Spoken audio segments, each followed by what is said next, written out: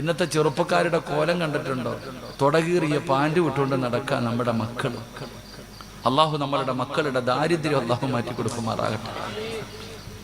ഒരാമയും പറയടോ. എൻ്റെ നാട്ടിലൊക്കെ കീറിയ പാൻറ്റും കീറിയ ഉടുപ്പ് ഇട്ടുകൊണ്ട് നടക്കുന്നവൻ യാചിക്കാൻ വരുന്നവനാണ്, ഫക്കീർ. എൻ്റെ ഉപ്പാമാരോട് ഞാൻ പറയും, എൻ്റെ പൊന്നാര കാക്ക, നീ ബെൻസിലും ഓടിയിലും ഫോർച്യൂണറിലും 2 നില വീടിലും പൊടിയാത്ത ജുബായി ഉടുപ്പ് ഇട്ടുകൊണ്ട് നടക്കുന്നു. നിന്റെ മോൻ്റെ ഗതികേട് എന്താ? അവൻ കീറിയ പാൻ്റല്ലേ ഇട്ടിരിക്കണേ.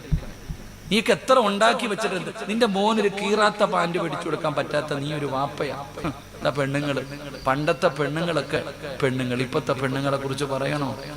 പണ്ടത്തെ ഉമ്മമാര്, അള്ളാഹു നമ്മുടെ ഉമ്മമാർക്കൊക്കെ സ്വർഗം കൊടുക്കുമാറാകട്ടെ. പണ്ടത്തെ പെണ്ണുങ്ങളെ കണ്ടുപഠിക്കണം നിങ്ങളൊക്കെ. നമ്മുടെയൊക്കെ ഉമ്മമാര് ഉടുപ്പൊക്കെ കഴുകും. നമ്മുടെ ഡ്രസ്സ് കഴുകുമ്പോ ഒരു ബട്ടൺസ് പൊട്ടിയിട്ടുണ്ടെങ്കിൽ തച്ചു തരും, തയ്ക്കൂലേ? നമ്മുടെ ഉമ്മക്ക് ഒരു ബട്ടൺസ് പോയിട്ടുണ്ടെങ്കിൽ സൂചി നൂലെടുത്ത് തയ്ക്കും, ഉടുപ്പൊക്കെ തയ്ക്കും.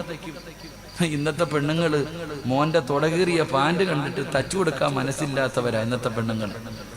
നീയൊക്കെ എന്തിനാ പെങ്ങളെ 9.5 മാസക്കാലം ഗർഭം ചുമന്ന് മരണവേദനയുടെ വേദനയിൽ നിന്ന് പ്രസവിച്ച നിന്റെ മോൻ കീറിയ പാൻറ് വിട്ടുകൊണ്ട് നടക്കുമ്പോ ഒരു കരുണ തോന്നണ്ടേ നിനക്ക്? നിനക്കൊന്ന് തച്ചു കൊടുക്കാനുള്ള മനസ്സുണ്ടോ? എടാ, ഇങ്ങനെ നടക്കല്ലേടാ, ഇത് ഔറത്തല്ലേടാ മോനെ, മുട്ടുപൊക്കളിന്റെ ഇടയിലുള്ള ഭാഗം ഔറത്തല്ലേടാ, ഇങ്ങനെ നടക്കല്ലേടാ എന്ന് പറഞ്ഞു കൊടുക്കാനുള്ള മനസ്സ് നിങ്ങളിൽ പലർക്കും ഇല്ലാതെ പോയി. അള്ളാഹു കാക്കുമാറാകട്ടെ. പ്രത്യേകിച്ച് വാപ്പമാര്, വാപ്പായ്ക്ക് തഴമ്പുണ്ട്, താടിയുണ്ട്, ഇങ്ങനെ ഉസ്താദിനെക്കാളും വലിയ താടിയാ. ചില വാപ്പമാരുടെ താടി കണ്ട, ഹാജിയക്കന്മാരുടെ താടി കണ്ട ഉസ്താദന്മാരെക്കാളും വലിയ താടി. ഉസ്താദിന് നിസ്കാരത്തഴമ്പില്ല, ഹാജിയാർക്ക് തഴമ്പുണ്ട്.